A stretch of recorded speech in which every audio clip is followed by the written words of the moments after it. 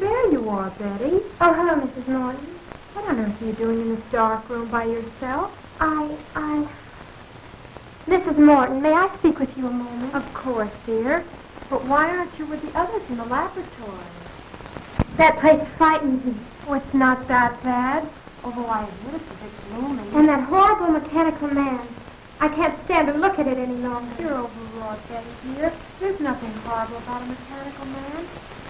Frank has been working on it for 2 years now. And Jim has been helping us for a year. I know, Mrs. Morton. And I don't approve of James going any further with this experiment. But why, dear? Oh, I know it's silly of me to feel this way. But not everything looks so weird. Haven't you ever thought that something is going to happen to you? Something you know is going to be terrible? And yet you can't explain what that something is. Now, my family is around. I don't know. But somehow I have a feeling I'll never marry him. Why, Betty, I've never heard you talk this way all the time I've known you. Is this the wedding day set for tomorrow? Yes, sir. Oh, Mrs. Morton, you don't suppose anything has happened to James, do you? I mean, could anything possibly go wrong with the experiment tonight? Of course not, dear. What are you saying? I don't know. I just can't stand to have a mechanical man look. I have a feeling I've had it before. That's absurd. It's just a dough that knows food. Doesn't know how it's baked or cooked. I could swear I've seen it look at me repeatedly. Almost as if it was sneering. That's it. It's nice. Well, I'll go back to the room. Yes, thank you. What's the matter, child? You're trembling. Oh, I'm sorry. I'll be all right. Honestly, I will. You go on back, and I'll be back shortly.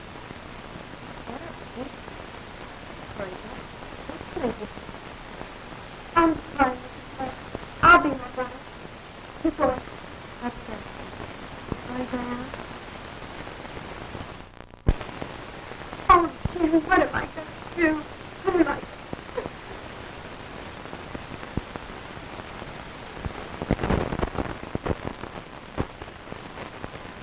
There we are. Now that should be just about it. Gee, Pop, will you work now? I hope so, son. Oh, Uncle Frank, are you going to make him walk? Yes, in a few moments, Janet. Oh, I'm so excited. Good. Will he be able to talk to Uncle Frank? Of course not, silly. Uncle Frank told you that 20 times yesterday. No, Mary's right, Janet. You see, this is just a mechanical man. He won't be able to talk. That's about the only thing he won't be able to do, though, Janet. You're right, John. The doctor's mechanical man will be able to do about everything a human being can do, except talk. How do you feel now that your work is about completed, Frank? Wonderful, Jane. And I want to thank all of you for standing by me. You've all been a great help. And without you, I don't know what I'd have done. Well, it isn't every day that one has a distinguished brother who invents a mechanical man.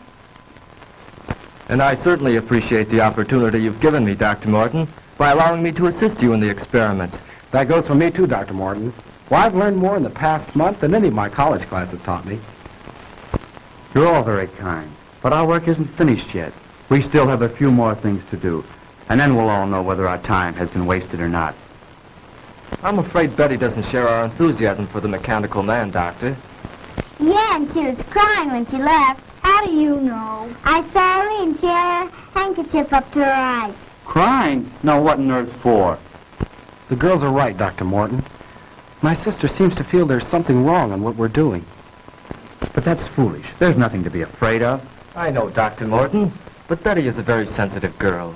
She feels that we're exceeding our limits. I'm sure she'll feel differently when she sees the results. Perhaps I'd better go to her. No, James. I know my sister pretty well.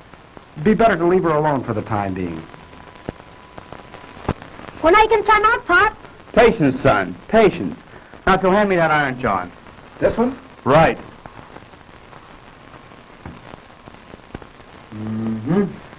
Won't be long now. When do you think you can try it out, Frank?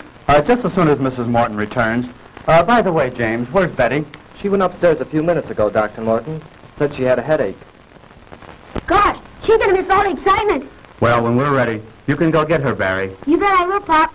Oh, hi, Mom. Hello, Barry. Have you seen Betty, Mrs. Morton? Yes, I just left her. She said she'd be up in a minute. They were just telling us Betty disapproves of our experiment. Oh, I think the storm has her on edge. She was much calmer when I left. Is there anything I can do? No, James. It's just a case of nerves, I think. Anyhow, let's give her a few more minutes alone. Well, if you think we should. We're just about finished, Madge. Won't it be wonderful to see a mechanical man move around, Mary? I suppose you'll let him help you do the dishes. I think your uncle would like that better than I would, Janet. Sometimes think that's why you invented a mechanical man. Oh, now, Madge. Well, you do hate doing little odd jobs, Frank. Well, if Frank's experiment is successful here tonight, none of us will have to worry about any odd jobs again. I can't say that I'd mind having a mechanical man in my business. A mechanical man will be more than that. More than just a hired hand. Can't you see what this will mean to the world?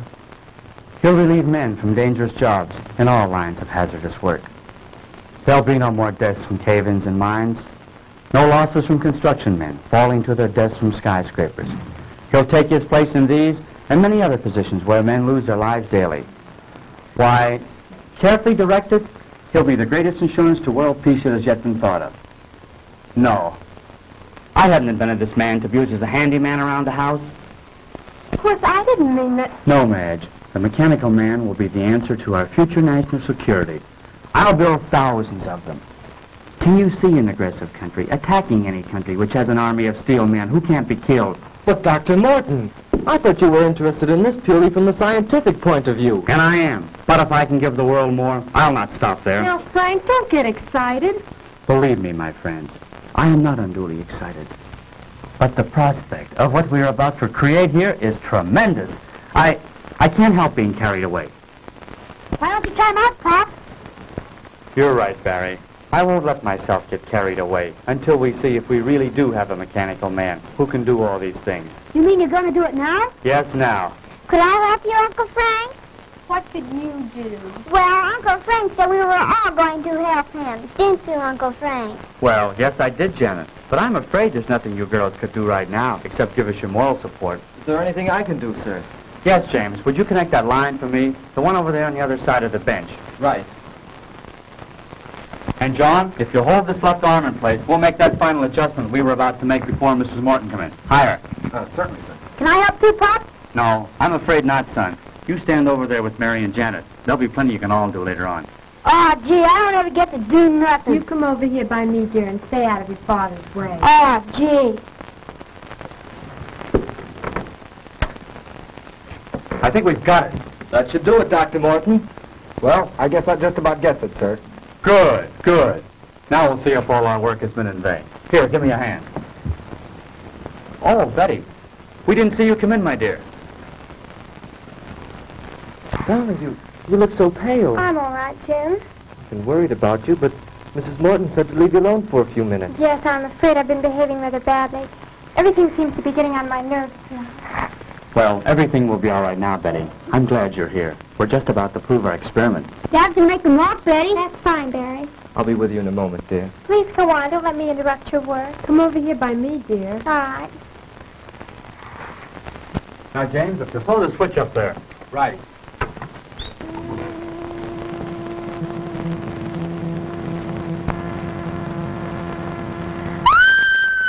Quick, James, the switch. What is it, Betty? Tell us. It moved. It moved. Yes, I know. I was just about to set the man up and start him walking. But did you see that expression in his face? No. No, I don't know what you're talking about. There's no expression in his face, Betty. He's just a mechanical man. But he looked at me. I swear he was staring at me. There now, dear. You're all upset again. Come with me. Oh, I'm sorry, but I... Better take her upstairs, Madge. Give her a sedative. I will, Frank. Come with me, dear. All right. Shall I come along? No, James. I think it's better if we go alone. Dr. Morton, do you think that... No, she'll be all right, James. Now, let's get back to where we were.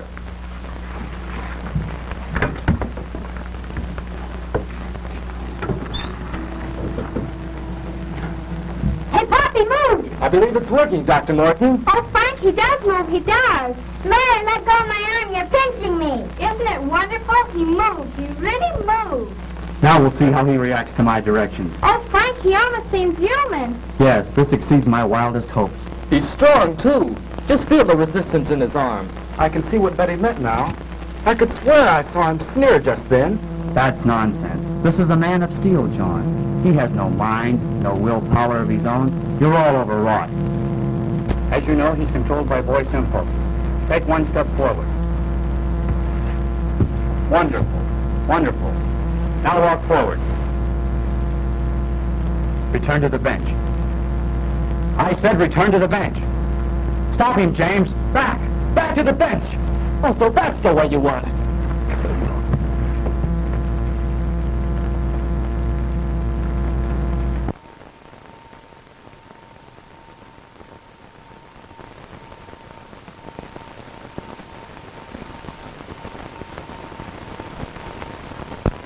How is he? Just seems to have had the wind knocked out of him. What was that? It sounded like Betty. You take care of James. I'll go see.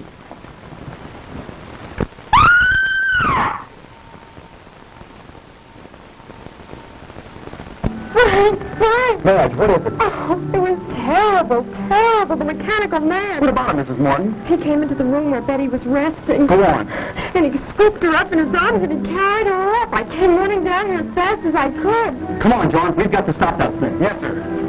Oh, what have we done?